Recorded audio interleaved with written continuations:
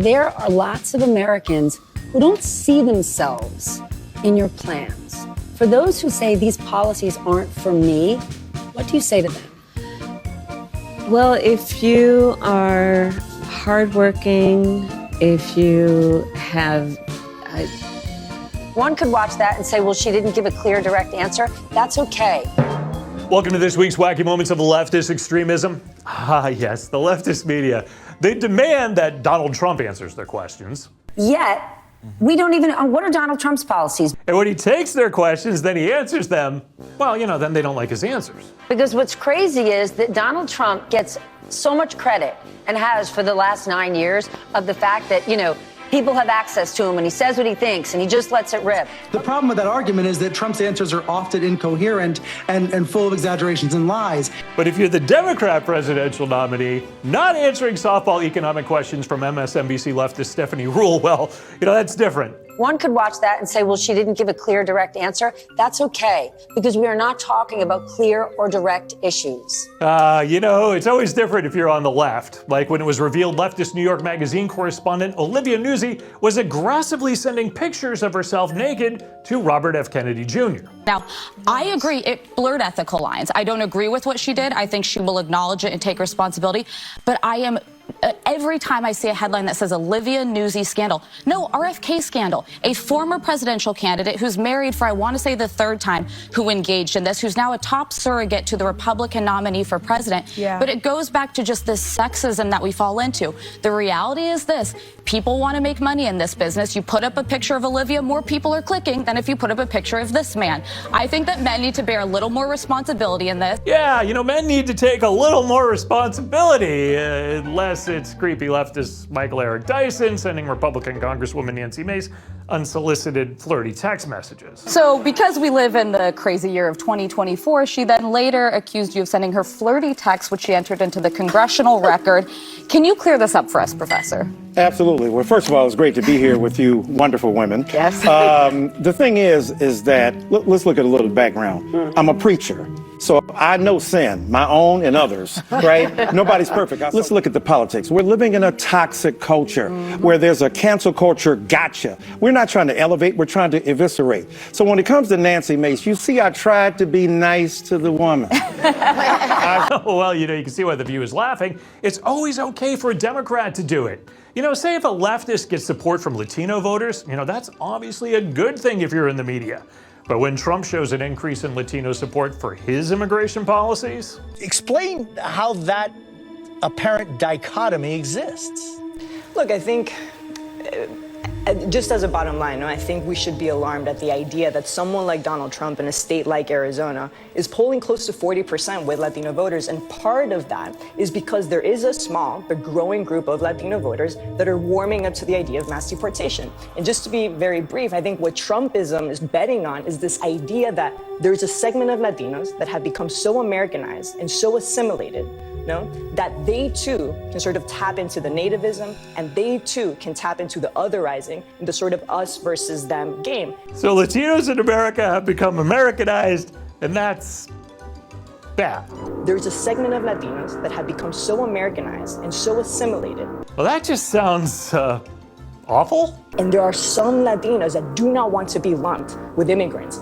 Like the ones who went through the process and actually came to the country legally. And so that sort of explains why some Latinos, in that quest to prove that they too are American, would sort of find something appealing in Trumpism. So you can see why they're so upset by that. That would go against the whole leftist media narrative that wanting a secure border makes you racist. Harsh, I want to say, isn't even strong enough. This isn't a spectrum of escalation about becoming harsher against immigration in a punitive way. I think really it's a transformation toward very bald expressions of racism and xenophobia.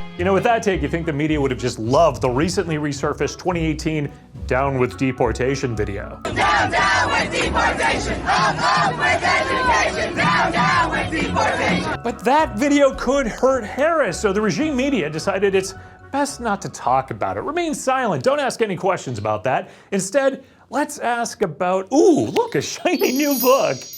We are back with the first look at the new book, Interference, the inside story of Trump, Russia, and the Mueller investigation. Two of the co-authors, Aaron Zebley, who is Mueller's top deputy, and Andrew Goldstein, a lead prosecutor, are here talking for the first time about how they investigated President Trump and the dangers of election interference right now. Thank you guys both for coming in. And Aaron, why don't you start and talk about why it was so important for you to write this book, because we all saw the report several years ago. Yeah, the one that found no Trump-Russian conspiracy in 2016, but let's beat that drum again while ignoring the 2018 Harris Chant video. Down, down with deportation! Up, up with education! Down, down with deportation! By the way, it was ABC's George Stephanopoulos doing that book interview, celebrating the network's propaganda status of 100 days of 100% pro-Kamala Harris coverage. The network has abandoned any pretense of objectivity. And the leftist media efforts are being rewarded. Children of Democrat families are being found to be less tolerant. CNN's Anderson Cooper recently decided to do a research project on what 10 and 11-year-olds think about Donald Trump and Kamala Harris. Overall, the biggest finding, the children in the study were polarized, with what researchers call more extreme responses from the blue state kids than the red state kids. Donald Trump, he did bad things. He's like Hitler. The study found that these Democrat-leaning kids were about 9 times more likely to express negative emotions about Donald Trump than Republican-leaning kids were about Kamala Harris. Why might that be?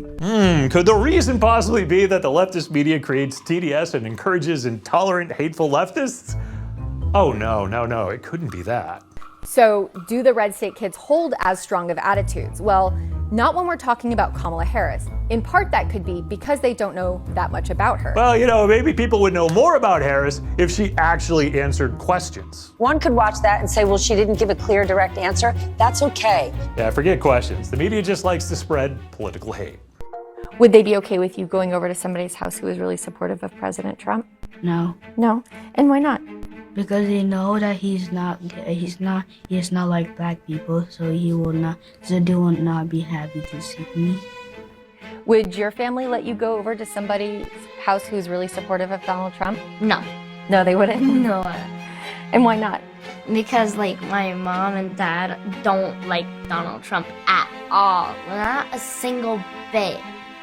Would you be okay going over to somebody's house whose family really likes Kamala Harris?